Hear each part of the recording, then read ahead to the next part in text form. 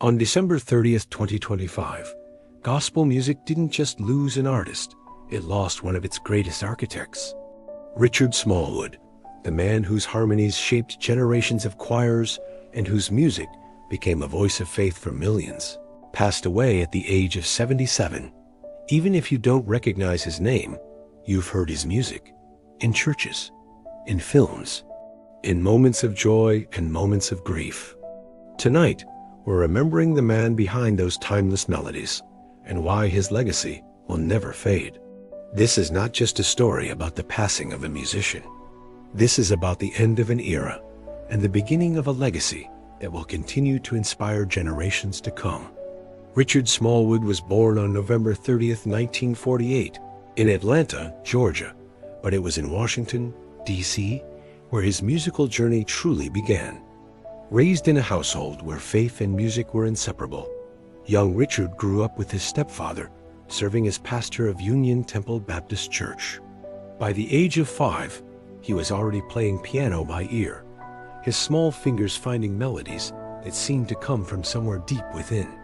By 11, he had formed his own gospel group, driven by a calling he couldn't quite put into words, but knew he had to follow. What's remarkable about Smallwood's early years is not just his natural talent, but the mentors who recognized it. One of his high school teachers was Roberta Flack, before she became the iconic voice behind Killing Me Softly and The First Time Ever I Saw Your Face. Even then, Flack saw something special in the young musician, a depth and sensitivity that would later define his entire body of work. Smallwood went on to graduate cum laude from Howard University, where he became a member of the school's first gospel group, the Celestials. He didn't just study music, he absorbed it, earning a master's degree in musicology and piano. He taught music at the University of Maryland, sharing his knowledge with the next generation. But teaching wasn't enough. He needed to create. In 1977, Richard Smallwood founded the Richard Smallwood Singers. The group, featuring vocalists like Dottie Jones, Jackie Ruffin, and Darlene Simmons, brought something different to gospel music. This wasn't just about powerful voices or technical perfection. Smallwood's arrangements had a sophistication, a harmonic complexity that drew from classical music, jazz, and traditional spirituals all at once. He was building cathedrals out of sound. Their 1984 album, Psalms, earned them a Grammy nomination and topped Billboard's Spiritual Albums chart. But more importantly, it established Smallwood as a composer who understood that gospel music could be both deeply traditional and boldly innovative. His arrangements gave choirs room to breathe, to build, to create moments of transcendence that felt both planned and spontaneous.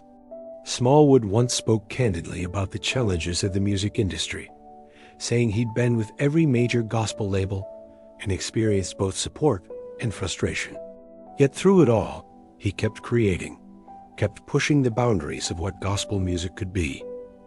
In the 1990s, Smallwood made a pivotal decision.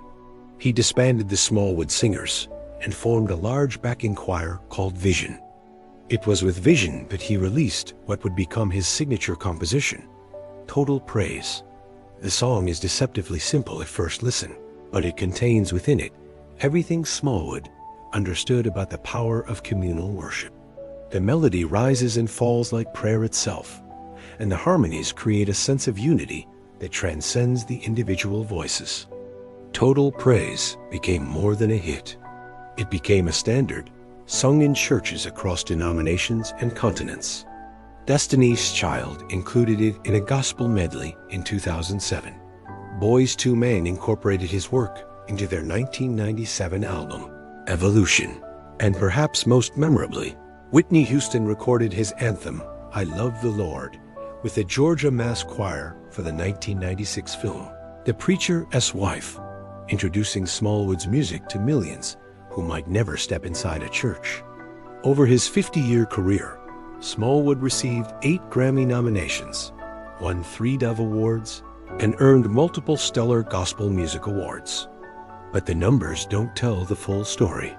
His influence extended far beyond awards and chart positions. What made Richard Smallwood's music matter to so many people was its emotional honesty. In a genre that can sometimes lean towards spectacle, Smallwood's compositions always felt intimate, even when performed by massive choirs. His music created space for vulnerability, for doubt, for questioning, alongside faith and celebration. He understood that the spiritual journey isn't always triumphant. Sometimes it's quiet, sometimes it's broken. And his music held room for all of it. Generations of choir directors studied his arrangements, learning how to build dynamics, how to use silence as powerfully as sound, how to let a melody breathe. Church musicians learned that complexity and accessibility weren't opposites. Listeners found comfort in songs that felt like conversations with something larger than themselves. Smallwood released his final album, Anthology, in 2015, a collection that served as both a retrospective and a final statement. In 2019, he published a memoir, ensuring that his story would be told in his own words. In recent years, health challenges, including mild dementia, kept him from recording new music, but his existing catalog continued to inspire and comfort. On that Tuesday in December, Richard Smallwood passed away from complications of kidney failure at a nursing home in Sandy Spring, Maryland. His family released a statement asking for privacy while celebrating the legacy he left behind and the gifts he unselfishly shared with the world. He is survived by his brothers, sisters, nieces, nephews, and godchildren. But in another sense, he is survived by every choir that sings his arrangements, every person who has found solace in his melodies, every musician who learned that gospel music could be both sophisticated and soulful.